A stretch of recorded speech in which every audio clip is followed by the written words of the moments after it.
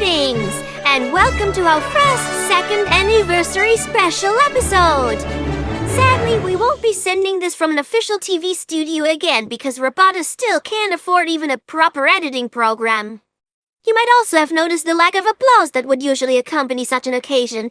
That's because there is once again no audience present, despite sending even more invitations, free tickets, and even some bribe money to every pony to compel him to show up. But just like last time, one half just outright declined while the other half took the money and ran. Now, let's have a first rundown of tonight's program. There'll be shows with popular characters from the sketches, the premiere of an unaired episode, and a very special surprise guest star at the wait a minute. This looks exactly like the program we had for the first anniversary special. The same fucking acts as well, even Rarity on a fucking hot top stream. Are you serious with this, Robotus? I don't see what the problem is, Twilight. Sketch sells, don't they say it? So what if it's just reused content? The 15 AI down series has been nothing different. With the small little difference that the short series was born out of need because you didn't have any means to create something new. Which now, however, is not the case anymore. The viewers deserve better than just a stupid rehash of old stuff they've already seen before. So what you're saying is, the special should be the same, but somehow different? With emphasis on different. Okay, I think I can do that. But I need some time to prepare. Can you entertain the viewers a bit while I get to work? What? What am I supposed to tell them? All I have is your old script. Get creative. This really shouldn't surprise me, honestly. Actually, this is all my fault. I mean, I could have seen this coming. When will I finally learn that the only pony you can trust is yourself? Now then. Please excuse the technical difficulties we're facing. The show should resume to its sketchier program any minute now. So, how is everyone doing tonight? That's great! I'm glad you're enjoying this waste of your time. Ouch! What the... Huh? What's this? Whoops, forgot I also had this. Sorry, not sorry, Robotus. Great. I mean, actually, this is great because now I have something to show you. I just wish it wasn't necessary to throw a VHS tape at my hat to get to some new content. Now, let's see, what is this? Oh, okay, so in typical YouTuber fashion, we're actually gonna be starting this special with a sponsorship. Have fun! This show is sponsored by Moneyman Foundation for Stranded Dimensional Travelers. Tonight's episode is dedicated to honor of Mr. Moneyman. Man who was husband, father, employer. And weird Kristny audience Apple horse owed money to. Mr. Moneyman was known as many things. Owner of Sunset Snake Eyes Casino. Man of justice. The patient one. But for Heavy, he was true. Friend. Generous and fair employer who always was ready to do what was necessary. But beneath facade, Mr. Moneyman also carried big pain inside. Pain he was not able to heal for time of his life. On January 27th, 2023, Mr. Moneyman died of cringe after admit to Never Lose Hope Hospital. He left wife and 2 children, all of which unnamed. And he left Heavy. Heavy hope Moneyman see from where he is now how much he meant to Heavy. Heavy promised to continue legacy of Boss Alone. Today, we honor life and work of Mr. Moneyman with funny horse show. Pakoisis Miram Drug. Alright, and we're back, everyone. Hey, Robotus, how's it look? Are we ready yet with the new special? Just about, Twilight. It only needs one final touch. For that, I need Pinkie Pie's help. Pinkie? Since when's she here? She isn't. But I will summon her. You summon me, Robotus? Hello, Pinkie. Could you please do your thing and turn this studio into its new design? Sure thing. Swish. Okay. Now that we're all set and done, let's get started. Welcome, one and all, to the first ever viewer poll special. In the past weeks, you the viewer have had the option to vote which pony you like the least. At the end of tonight's episode, the Robots series will celebrate its second ever character death. Who is it going to be? You decide. Call right now at 555015 Robots Prime and use the keyword sketch to cast your final votes. Are you for real, Robotus? Another fucking character death? Yeah, because the last one didn't turn out to be a huge fucking bait and switch fake. I wonder which no-name tertiary character you're gonna pull out if you ask this time. None at all. If you take a look at the board, you will see that only the names of the main cast are available. And after tonight's episode is through, the main 6 will only be the main 5. So don't lose time, dear watchers, and get to voting. Yeah, right. I'll believe it when I see it. So that's your big fucking special. A live viewer poll. Cool, and what the fuck are we gonna fill the time with until you reveal the outcome? Beats me. Beg your pardon? Well, since all the acts we had planned for were from the first anniversary, we don't really have anything to show now. You mean all those acts that you also failed to organize for the first special?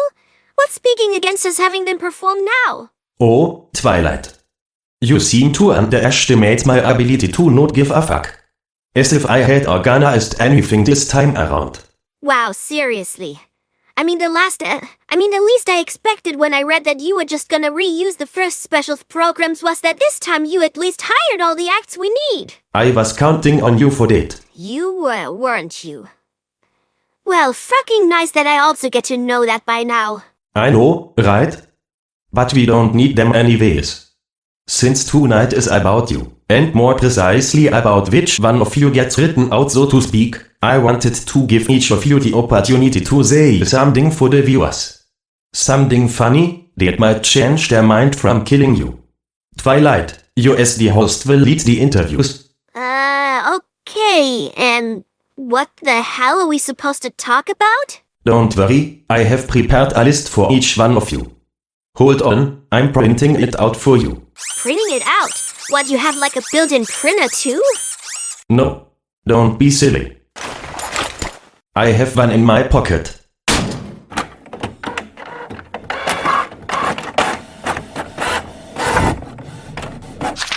Here. Thanks.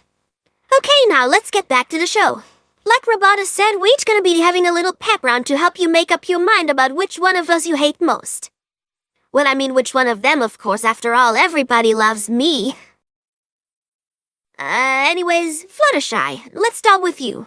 Let's talk about... who would have guessed it? Let's talk about your marriage with Harry. Or rather, your civil union, because as you just recently revealed, you didn't actually marry him. Say, would you think it makes a difference in your relationship that you're not really married? Oh no, not at all. I mean, of course it would have been nice to be together in front of God or whoever is responsible for that in Equestria, but I don't think it did our love any harm. The only thing we're missing basically is a photo album. And happy memories of that day. And Harry, does he agree with you there? As far as he let on, yeah. He never really said anything about it anymore, so I don't think it was all that important to him. In the end, the only thing that really matters is that we both love each other, and that we do. Well, Robotus apparently wanted to make extra sure he got only the facts when we talked about this. I'm reading right now that he actually sent a reporter he hired to interview Harry as we speak. Okay, well then let's check on him. Show the feed, please. Good evening, Equestria, and good evening, YouTube. This is Ray Porter, broadcasting live from Fluttershy's cottage. I'm here to interview her life partner, Harry the Brown Bear. Alright, so the first thing we need to keep in mind is that Harry, despite his romantic relationship with a pony, is still a wild animal. Therefore, I have taken precautions and run an anti-brown bear circle around me. All the experts say it's the only defense against a brown bear attack. Okay, there he comes. Hey, excuse me, Mr. Harry, sir? Hello there, Ray Porter from the second Robotus anniversary special. Sorry to disturb you, but I will only take up a minute of your time. You see, we're currently evaluating which member of the main 6 should die, and Fluttershy is a likely candidate. Yes, so in order to help her out, I would like to ask you a few questions about your life together, if you don't mind. Excellent. Now then, first of all, How would you describe your everyday life living together with a pony? I see. And how did it come to that? How did you two meet? Well, it sure looks like a match made in heaven then. But, pardon the indiscretion, but you're by far not the only animal your partner lives with in that cottage. Are you ever worried about her faithfulness? Very good. The key to a good relationship is mutual trust. Okay, now for my last question, which might be a bit intimate. Is it true that were some troubles at the start of your relationship? You know, concerning mating and all that?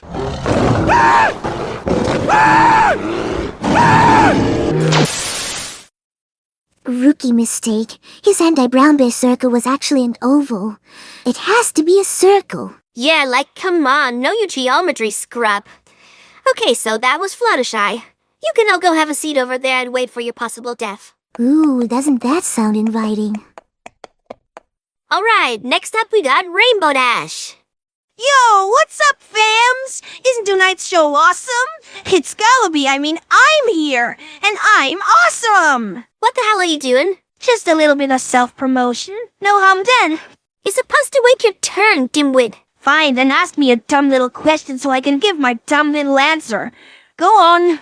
It's not even that dumb of a question, so shut the fuck up. It's about your recent big reveal. The fact that you spent God knows how long in a life juice tank because the Rainbow Dash we always saw turned out to be a clone. Oh yeah, that. What about that? Well, you did spend a long-ass time in that tank, submerged in green goo. What the viewers will likely want to know is, how was that for you? That's actually really not a dumb question. And kinda not that easy to answer, honestly. It's hard to even describe it, you know, like, you know when you got one of those lucid dreams? Yeah, it was kinda like that, only that I had no control over anything I was doing, saying, or seeing. But I did see and hear everything my clone did. Actually, a more fitting comparison would probably be some sort of like waking coma. Like I was awake and there the whole time, but I couldn't move a muscle, couldn't speak, couldn't even blink myself. You know, as time went on, it got exceedingly hard for me to even comprehend which thoughts in my mind were even my own anymore. It was a really weird feeling, like I was slowly but steadily drifting out of my own mind. Like with each passing day, a little bit more of me disappeared. Yeah, look, that all sounds genuinely interesting, but what the question actually meant was the tank itself. Was it more wet or rather gooey? What? Which one? I'd say gooey. Cool, thank you.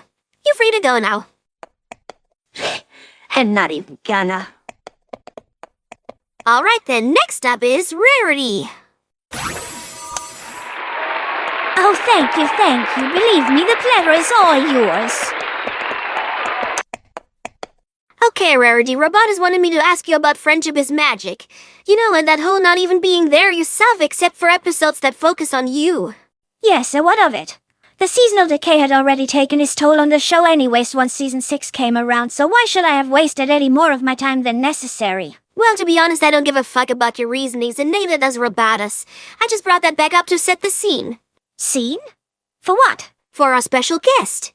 You might recognize her. Hello, Alda Stankrest? Why, of course I recognize her. Even if that silliard wasn't fucking obvious, her voice gave it away. Well, that and the German shit she just said. Am I glad that I left that behind me? So, who is it then, Rarity? Let's not even make a big riddle of it. It's my human counterpart. That's right, but did you know that she was your stand-in for all the times you weren't there to film your parts in less important episodes? What? That was her? I simply figured they would have used some CGI or something to make my double look exactly like me. And you telling me it was actually me? I mean her? Indeed correct. Yeah, when she got wind of your pride-fueled decision to not even bother with episodes you deemed worthless, she jumped in to fill in your spot. And quite frankly, having worked with her, I gotta say she did a phenomenal job. Let's hear it for Human Rarity. Thank you all. I must say it's a pleasure to... hold on, what's wrong with my voice? Hello?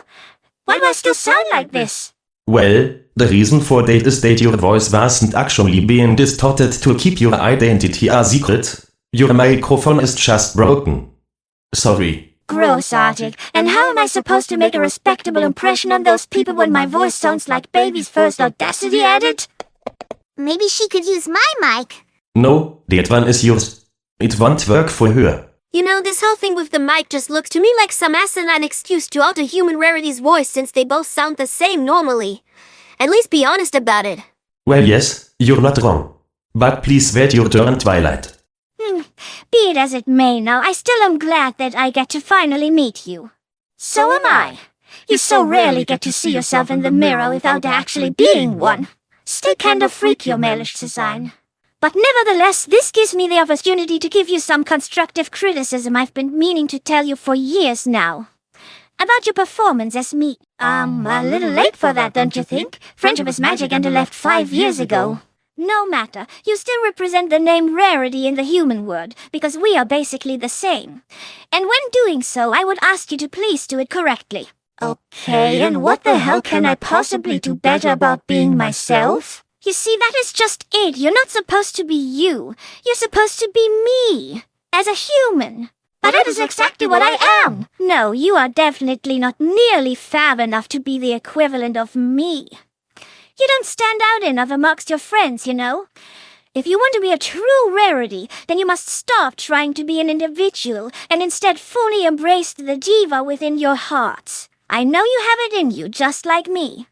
Nix for ungle, but I think I prefer to stay loyal to my own style, thank you very much. Your style is literally my style. Then what the fuck is the problem? That you're doing it all wrong. Oh yeah, ever think that maybe you're the one doing it all wrong? Might be worth considering. Please don't make me laugh. I am Fancy Pants. It is physically impossible for me to be wrong about something. Yeah, Fancy Pants my ass. You don't even wear clothes. I didn't mean like literal pants, you fucking retard. So are you telling me that you don't even know who Fancy Pants is? You have got to be kidding me. But you are a member of your world's Canterlot Country Club, are you not? Canterlot what now? Oh my fucking god, where do I even start with you? I've never felt this much late regret having you be my stand-in in the show. No wonder everyone said I sucked in the later seasons. Then just fuck off, go back to your fucking glamourless human shithole. Well, at least I don't have to make up some fucking country club to defend my position of being an asshole. You know what? I feel the same. How much time and effort I did waste to further the fame of a pony so arrogant and spiteful. Like, I know my personality isn't all that different, but even I can't stand talking to you right now. Okay. I guess we're just gonna leave those two to it. You know what? How about a quick ad break? Meanwhile, I'm gonna get human Rarity back to her world before someone gets killed back there. See you in a bit. End of part 1. I mean, have you seen how long this is already?